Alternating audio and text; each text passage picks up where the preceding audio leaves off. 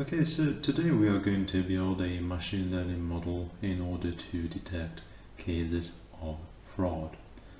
Now, as you can see here, I have already imported our most essential libraries, so pandas, numpy, matplotlib, and seaborn, and our dataset as well. We also have a very brief description of what our dataset contains. So most of the values, we only have numerical inputs, which is great, and most of the values due to confidentiality reasons went through PCA transformation. So it is always a V1, V2, and so on columns that we don't really know what they actually entail. The only features that we do know what they are about is the time, so the number of the seconds elapsed between each transaction goes from 0 to over 170,000, and also the amount, so the actual cash that went through the transaction. And then of course we have our class, which is either negative with a 0 or a positive. You can see anyone here, which is going to be of course 1. So 1 means it is an actual case of fraud, and we have a very few cases of fraud. It is not balanced at all, as the positive class accounts for roughly 0.170% of all transactions, so very few. So let's continue. First we are going to take a very quick look at the shape and the structure of our dataset. So at the shape, we have over 284,000 rows. That's a lot, and 31 columns. And as I already explained earlier, really we only know the nature of the 2 features out of 30, but we can still take a look. And that's about it, really. Okay, so before we do our encoding, decoding, and building our model, we have to make sure that we do not have any null variables. So we have to do our data pre-processing, so to speak. Although I do not believe that we have any null values at all.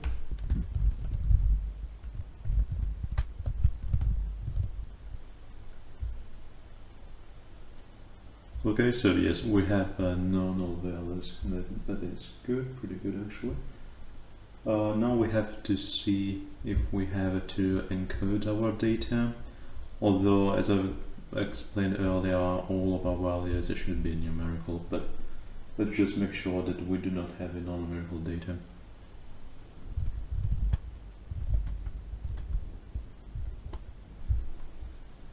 Okay, no, we don't have any. Actually.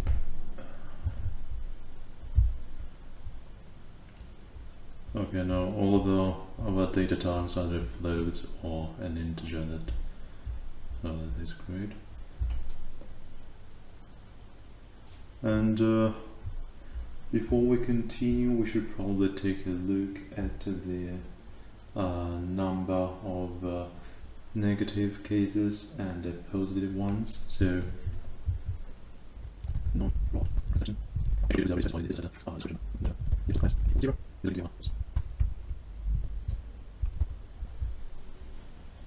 okay, 284,315 non-fraud transactions, and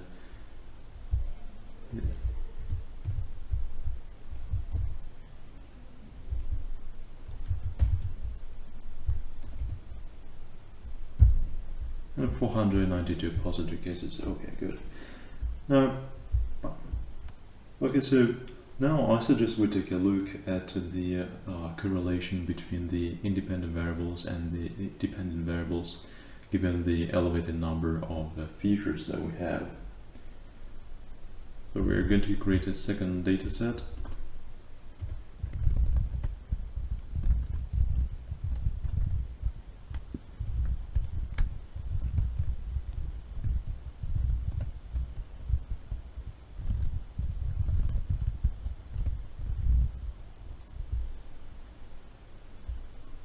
Okay, great.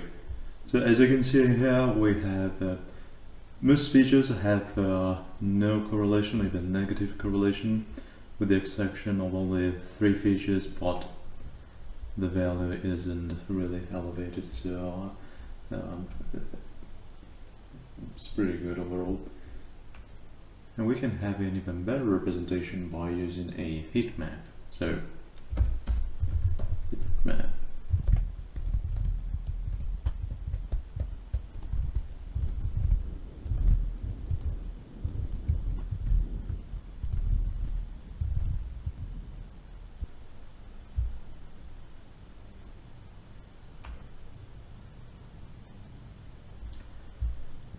Okay, so with the exception of a few values here and there, we have an overall neutral correlation, which is good.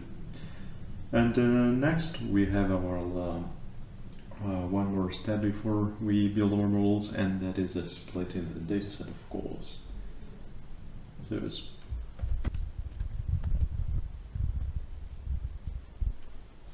first we need our matrix of features, which is nothing more than the independent variables.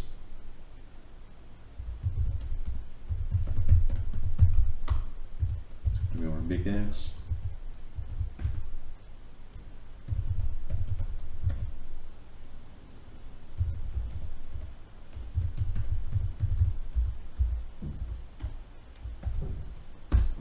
And then we need our dependent variables, which are the target values.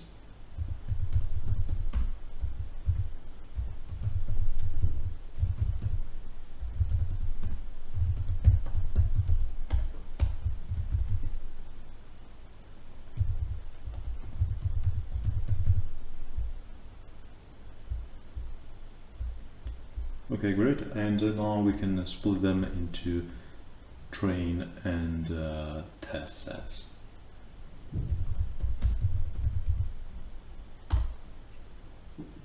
Oh, and by the way, from now on, I will be mostly relying on the sklearn library in order to build and train our models.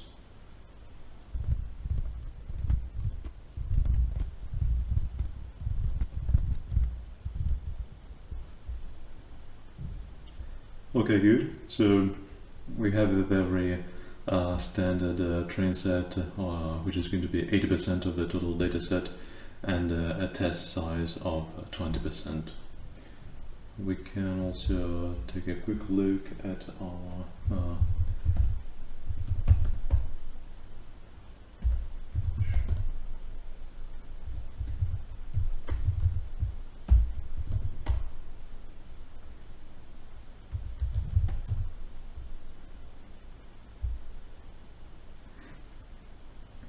Okay, so we have 227,845 rows for the train set and 56,962 for the test set.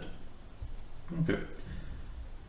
Although we could, technically speaking, build a model right now, as you can see from our dataset, so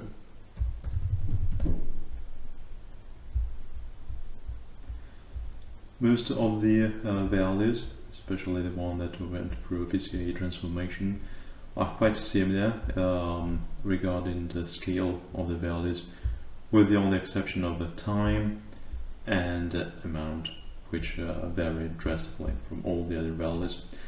So before we build our model, in order to avoid any technical complications, we have to first do some feature scaling.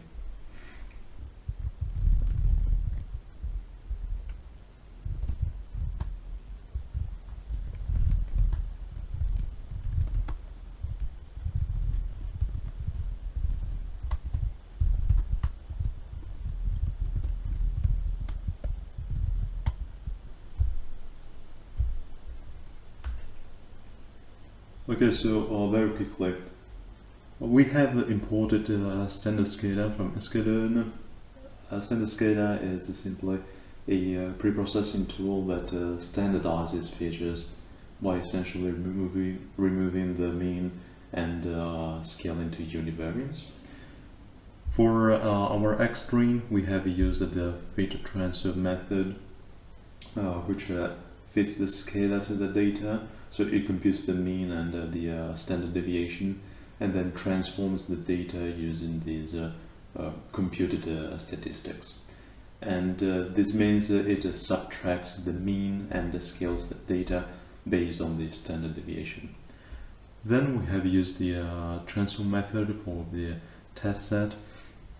What the transform does is pretty much the same as a fit transform, although it can only be used after using fit transform on our training data.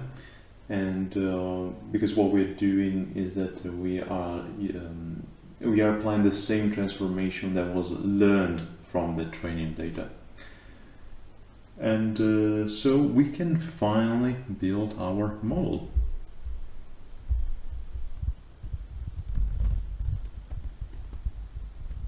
Okay, so since we have a relatively simple classification problem, we are going to try and build 3 different models. We will be using first logistic regression, so that's the first option, the center one. Then we have a random forest classifier, and last but not least the extreme gradient boosting. And so let's start with our logistic regression.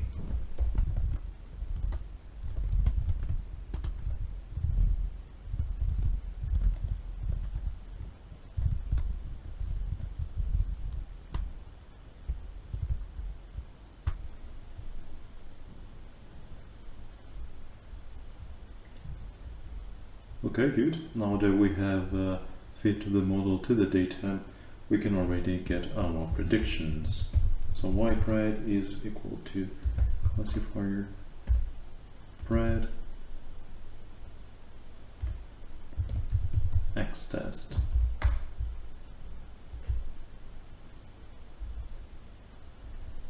Okay, now we have our predictions. We are going to first use a confusion matrix to look at the number of true positives and true negatives, and then we are going to assess the accuracy score.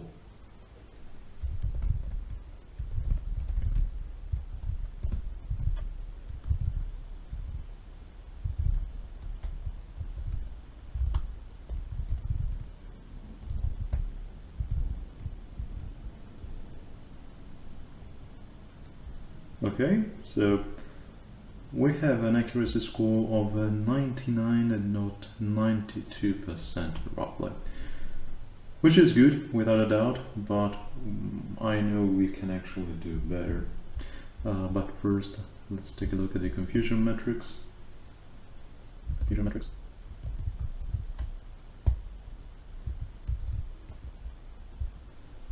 Okay, so if I'm not mistaken, on the top left we have our false negatives. The top right we have the false positive. So 37 is going to be the true negative, and then 64 the true positive. Next we are going to build a random forest classifier. Random forest.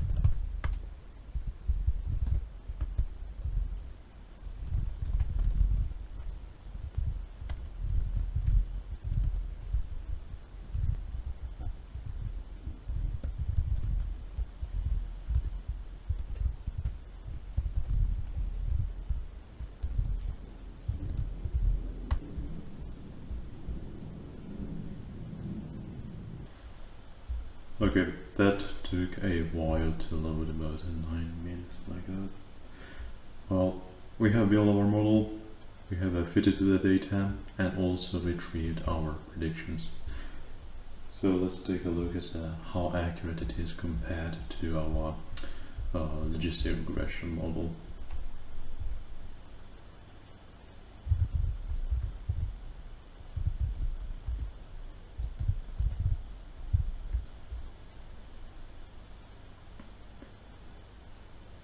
Okay, so this is, it's almost very close to 100%.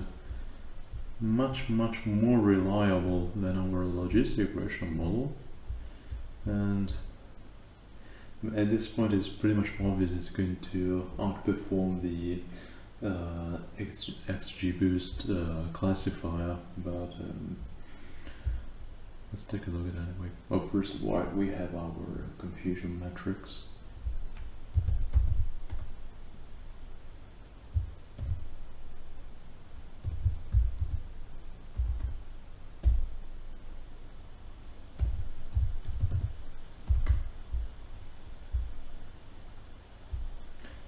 And yes, definitely better. Okay, so let's take a look at our third and last model.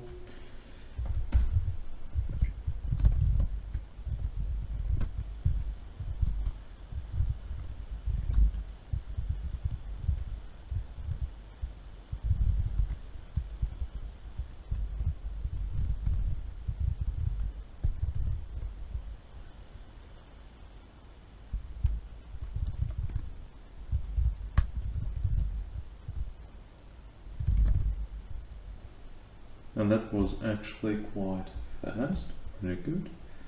So our accuracy score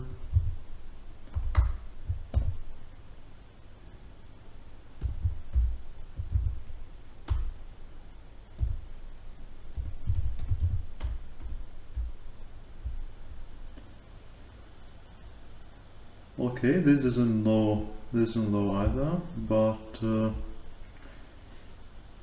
no, it is actually better than our random forest classifier.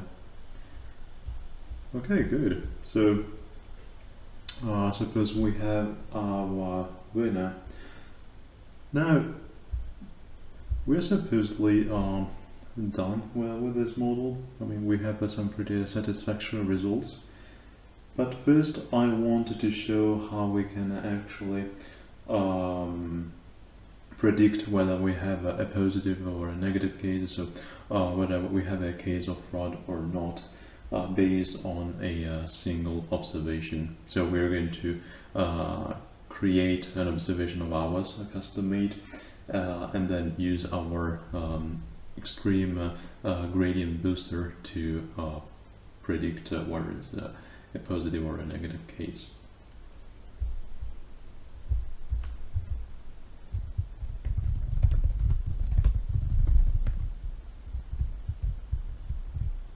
Okay, so let's remember our data set.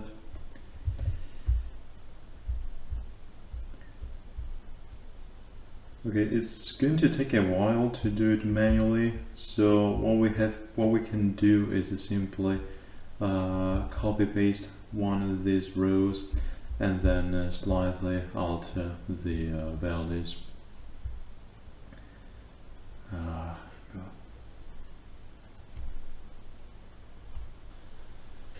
Okay, so it took a while, but I have actually succeeded.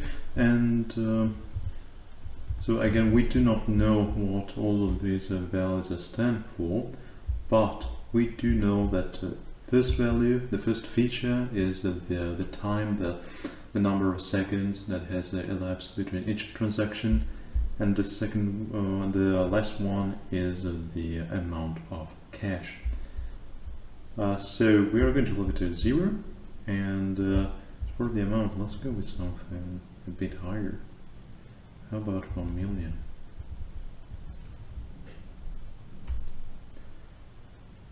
Again, we are not going to, we do not actually know what this stands for, so regardless of the outcome of the result we're going to get, we will have to be satisfied with it.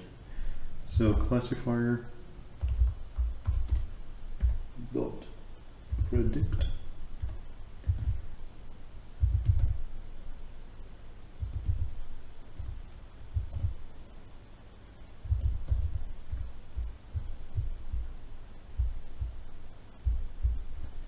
Okay, so first we have to transform our single observation, and No, 0. It means it is not a case of fraud. Let's take a look at that. What if this were, let's see, 7,000 seconds? And I don't know, some random values. No, still 0. This is not fraud. Okay, well, that was all. I hope this video was somewhat useful, and have a nice day.